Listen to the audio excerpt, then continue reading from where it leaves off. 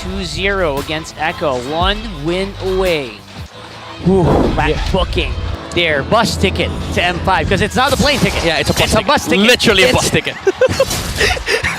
Because again, just a general reminder to everybody. General reminder. Philippines M5 host. All right. That is correct. So whoever wins in this game will book their bus ticket.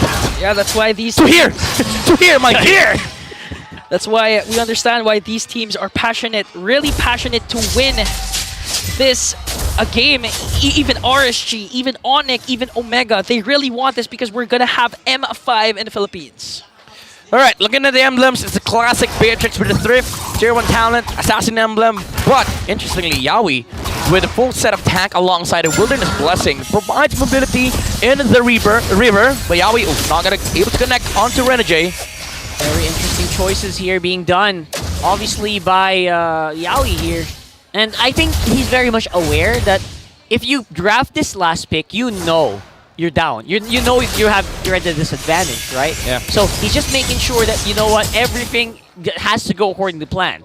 So I have a lot of faith in Tic Tac, a lot of faith in Trevor, that they're not gonna do this out of the blue. Yeah, I understand, but you have to be concerned, right? You have to be curious as well with why they picked up the Kufra against the Promise. Like Minotaur has been really popular versus this hero. I mean, like other set heroes are also available, like the Rock, but they opted to go with the Kufra. It is rocking that firmness, however, so it is going to be able to sustain more in the early game, but he doesn't have that same level of mobility and sustain that other popular position 5 has. That's like true. Again, the Rafaela, the Minotaur, which are really, really good, supposedly good against the lineup of Blacklist International. Now the very first turtle is here. Seems like Blacklist has a better grasp on this turtle. But Echo, they want to answer right back with a penalty zone coming in from Sanford. Now the Nether Realm is casted. It's going to be a retribution battle. Carl Beatty with a good pin down. Very messy. And first blood plus the turtle. Wow, the chaos created by Sanford as well as Yawi really helped Echo there. And they get a very crucial first turtle and the first blood. Okay, this is just classic Echo with Yawi. If they win one good team fight and one mini objective on the turtle, immediately heading straight towards the jungle area of the enemy. Really just controlling the reactions coming out from Blacklist International, which does free up the map for the side lanes and of course Carl TZ on the jungle. Yeah, Carl TZ definitely looking like they are more poised here. And I've seen him on the Akai. He's more aggressive on the Lord and Turtle Steals, and he's definitely more aggressive in positioning as well. Especially since Yawi is in the picture with the Kufra. So we can expect Echo. This is going to be a different kind of flavor for them. The aggressive kind of Echo.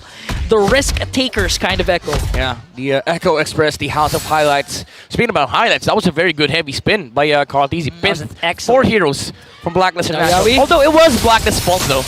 Yeah, that is true. Not afraid at all because Blacklist, they grouped up a little too early and they maybe overestimated their damage. Everyone was inside the turtle pit. Exactly. And Carl was like, okay. Thank you, right? I would just say thank you in that situation and be done with. Yeah, that's true. 40 seconds in, the second turtle will respawn. Now still, both teams, they really want to go for this objective. Yawi charging, he's not going to commit it. Yeah. Good decision for Echo. And that's true. That's actually exactly what he should do. He just got to keep it here. Got to keep it close to the chest with his teammates. Don't jump in on your own. That's very crucial here. Yawi just should not get too excited as well. Speaking of excited, Yawi commits onto Oheb. They're not. Ouch. That's a Bruno. That's a Bruno. That's a Bruno. That's a Bruno. That's a Bruno. It's gonna hurt. Yeah, that's not a Yuzong, but it's a Bruno. You also, another mistake a lot of teams do is they underestimate the Bruno as well. Yeah, sometimes it feels like you are able to take out the Bruno with mini pockets of damage, but over time when it stacks, stack up, Ooh, he does so much connecting damage. onto Edward, they commit the ultimate, but the Nether Realm is there. But look at Carl with a pin down. Nope, he's gonna escape. The turtle will be reset, and now Echo, they don't have the luxury of Yawi's skills. And the heavy spin. Oh, you know what? Blacklist are battled and bruised, but they are going to be at least not giving away a death here. Yeah. It's Echo with turtle number 2. Despite using the skills on the side of Echo, it is where you start seeing the confidence from Yawi on the Kufra. Even after that, they call for the turtle take because Yaoi still had the jump. He is going to be able to zone out that Fredrin, and Sensui knew it. He saw the Kufra charging up the jump, and that's why they backed off. BLACKLIST did not want to re-engage because Echo, they still have the firepower. Even though they don't have the crowd controls anymore, they have enough damage. Whew. Now we are a little bit on the advantage for Echo. That's exactly where they want to be. It's not as much of an advantage as I thought they would be in. But so far, I think they can, if they keep this up, they should be pretty good. They're also waiting for that power spike from Benicuti's Beatrix after all. Yaoi with a good seal, now charging the Tide Revenge. Edward with the bravest fighter evades the potential death, but 3 members of Echo want to take down this turret. But still, Edward, he sensed it. He sensed that Yaoi was there. He sensed it, man, and he knew. And so far, Benicuti will still have the advantage in terms of pushing, but the gold is on the side of Oheb for some reason. That's interesting. Yeah, I mean, the Bruno was able to like freely farm up again because of the movement that BLACKLIST has been able to pull off against Echo. They are sort of now controlling the the mid-game momentum, wherein they can now start playing aggressive versus Echo because they just have so much spiel for this Bruno while Echo is still waiting for the items on their side. All right, so now Echo, they're waiting for it. They know they can take him, and now they're trying to push back. BLACKLIST are under the turret. Oheb very exposed here. Sanji has that Terrify. Yaoi! No, it's not going to connect. And now Echo, they have to retreat because their initiation is just wasted. Yeah. The thing is, even if they land the jump from the Kufra, you have to keep in mind that there is another realm from Yue and also a Purify on Oheb. So this Bruno is going to be hard to catch. If you want to take out this Bruno, it has to be brute force damage coming out from Echo. And that's exactly what they're trying to do right now. With the penalty zone out, I feel like this should be the time for BLACKLIST to go, but Echo, their 5-man zone here. Sanji. Oheb's very far away. Eagle, now wasted, but Oheb my really goodness. farming and pushing in the top lane. This is the trade that BLACKLIST wants to get. This Again, is a trade. Referring to K2B, right? Just trade efficiently. If you're not taking Turtle, and if the Beatrix wants to combo up with the Kufra, punish the opposite side of the map, and that is what Oheb did. He took out the tower, got some gold, even though they lose out on the last mini objective of the game, which is the Turtle. You're still pulling out ahead in terms of farm in the marksman department, and it's crucial because BLACKLIST International, majority of their damage output in their upcoming spike is in the Bruno. Yeah, the maximum amount of gold that you can actually get for the Bruno is here, and that's actually super crucial now. So BLACKLIST, they got something. They're giving away every turtle so far, but the gold is in the right hands. I love the fact that there's no dominance ice on the side of BLACKLIST International. Like, they don't need it. They just need to buy the blade armor, make the life of the Beatrix a living hell. Yaoi. He's looking at it. He's waiting for it. Sanji's actually very close too.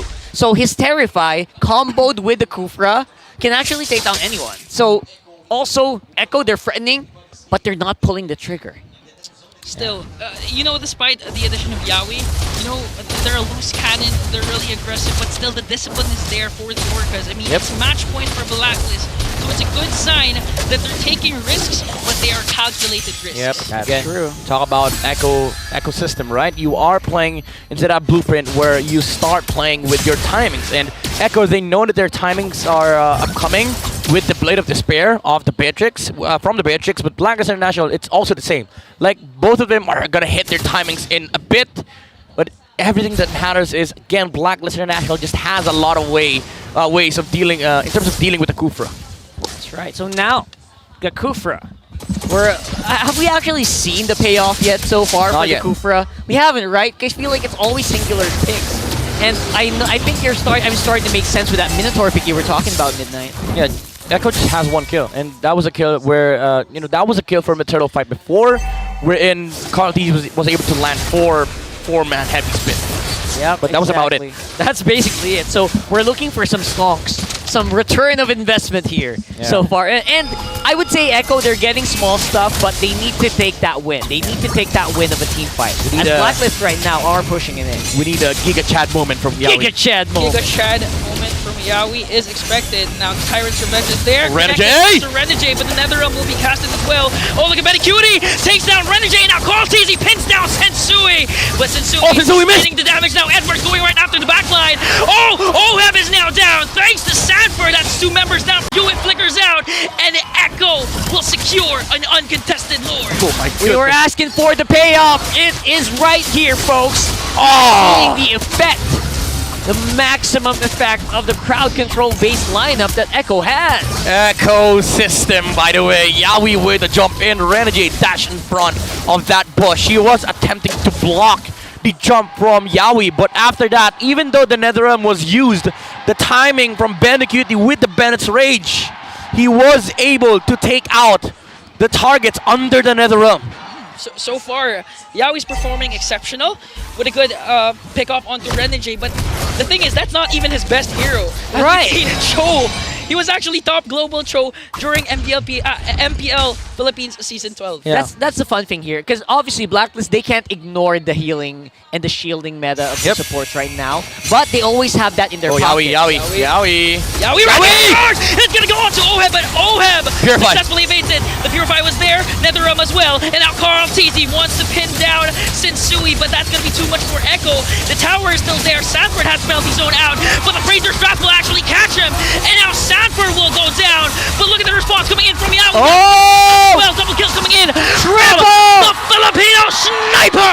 Oheb gets a triple kill! He's sniping with balls, ladies and gents. These balls, these long range balls of death coming in from Oheb. Definitely furious balls coming out from De Bruno right now. Blacklist International, again, just has a lot of ways to deal with the Kufra. The Purify from Oheb restarted that fight for Blacklist, and the Netherrealm follow-up from Yue, as well as the catch. This time around, Sanford didn't have the flicker to catch De Bruno off guard. That's why Oheb was just able to freely hit from the backside. Echo definitely still at an advantage still, especially in terms of gold.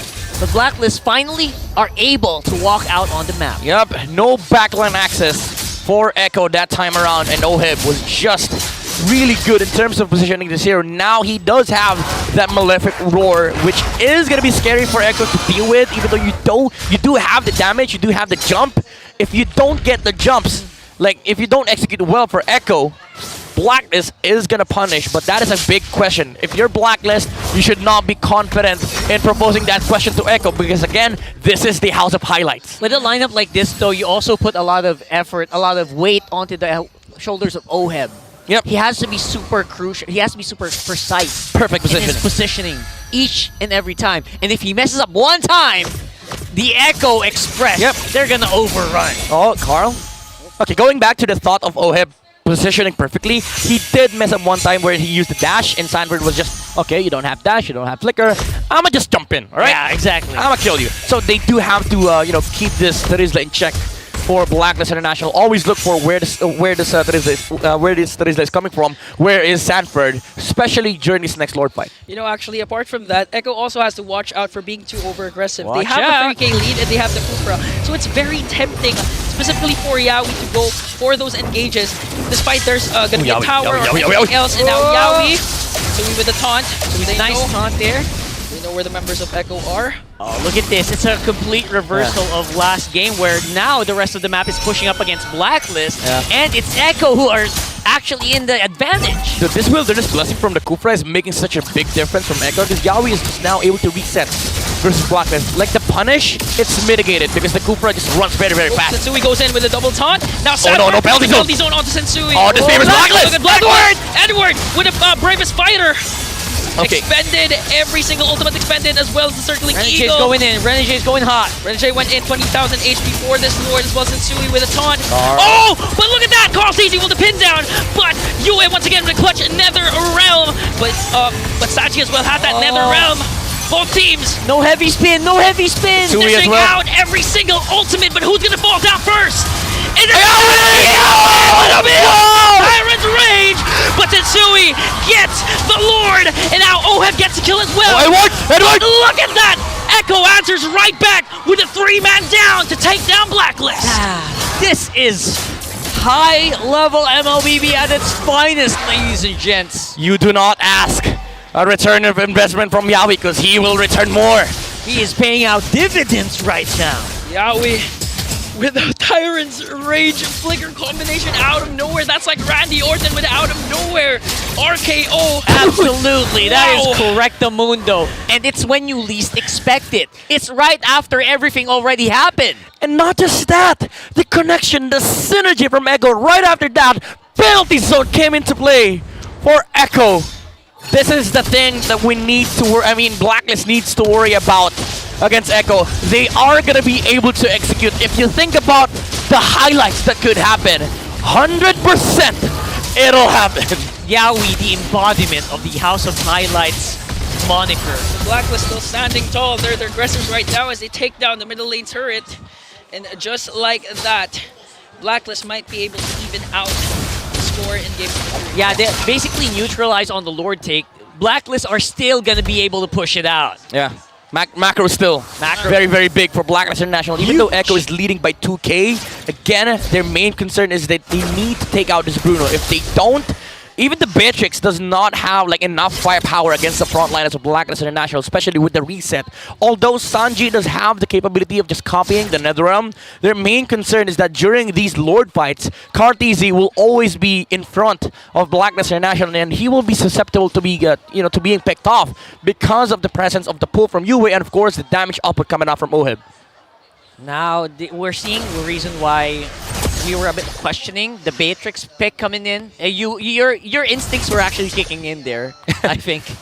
Because the Beatrix is having a hard time actually reaching targets as well to clean up. I mean, he does have like the sniper or the Renner to, sort of like add another layer of damage on the front lines for Echo, but you have to be really careful what guns you choose, because if Blacklist sees that you don't have the right mix of guns, they will just, execute. And in terms of team fighting, because Yue is rocking that, flicker, so Blacklist International can just engage in front of Echo. Most of the time, Yue's Netherrealms always cast at one point. I mean, yeah. That's why Oheb, despite the aggression of Yaoi, only has 2 deaths. That's a crazy stat line, by the way. That is crazy. Yeah, That's a crazy stat total line. heals. Where'd that come from? Fredden and Akai, the way that they heal up is just by constantly using their spells. Well, that's with Fredden. Akai is more of like second skill. So As well as the helmet, the Guardian helmet.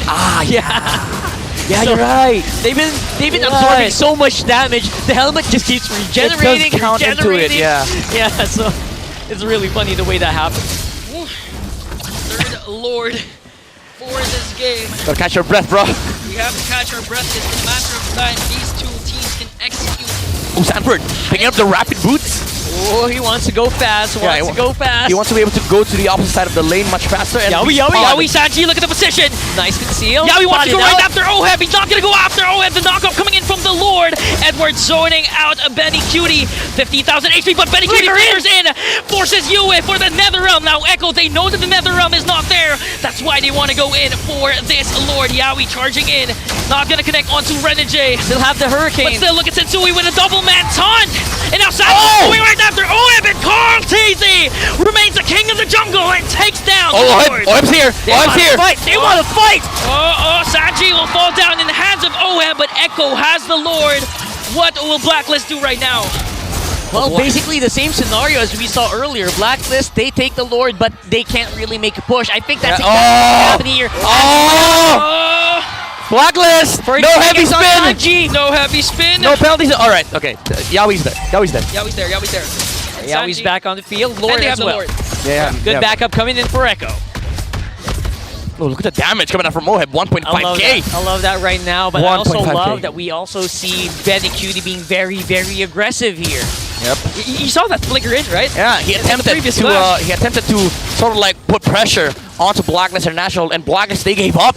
Yeah. They were like, okay, let's back off, and Echo after that just control the Lord area. Sensui, he did have the right angle, but unfortunately the Lord's HP was still very, very high at that point, and Carteezy was able to insert a retribution damage to secure the objective here for Echo. Blacklist decided to clear this Lord early. Testing it out. Edward, as usual, on the side, looking for a way in. Carl Teasy has the heavy spin. Yaoi. He can use it if he wants to. Oh, and now the Lord has been Ouch, burst ouch, by ouch. Black. Look at the damage coming in from Sensui. Successful defense for the agent. We're gonna have to answer this out. Edward, the bottom lane there on the bottom lane inhibitor turret. That's a big opening here, activated by Echo. Yeah, again, Echo committing all the things that they need, the ecosystem playing it to the blueprint, down to the smallest detail that they can do They are following that plan, and they are making BLACKLIST bleed 20 minutes in, even though the late of the kits to force out the Netherrealm, the penalty zone, the heavy spin, the stolen Netherrealm, and of course Yawi forcing out the ult himself. And apart from that, the minion push that Echo had, taking down an inhibitor turret, this opens up a lot of opportunities for Echo to go for the Lord or even go for the signature Benny Cutie split push. Now BLACKLIST are on the cusp here as well of just defending, as we do see Renegade having a hard time finding targets with the guy, certain eagle. Yawi charging. Going in commit. here, Sensui is going to be the bait. Renegade, that's 2 people on the side. Oh, Yawi! but finds OHEB. OHEB with the for Purify as well as another realm, but caught TT all the way from the back line, trying to pin down 3 members of BLACKLIST, and Echo as well has their own nether realm. Benacuti continuing to free hit, still alive. Renegade, OHEB is now down, as well as Edward. And the Blanford! Down for BLACKLIST, and Echo still standing tall with 5 members. Oh, what happened in the turtle fight happened again. Another heavy spin from Carl Teasy controlling the entirety Heavy of BLACKLIST spin. International. Heavy spin out of nowhere. The debut game of Yawi is looking good for the Orcas, looking to end game number 3 as they take down Yue. Benacuti went in for the tower lock, and Echo is still alive. This winning moment brought to you by our official sponsor, FWD Life Insurance, and the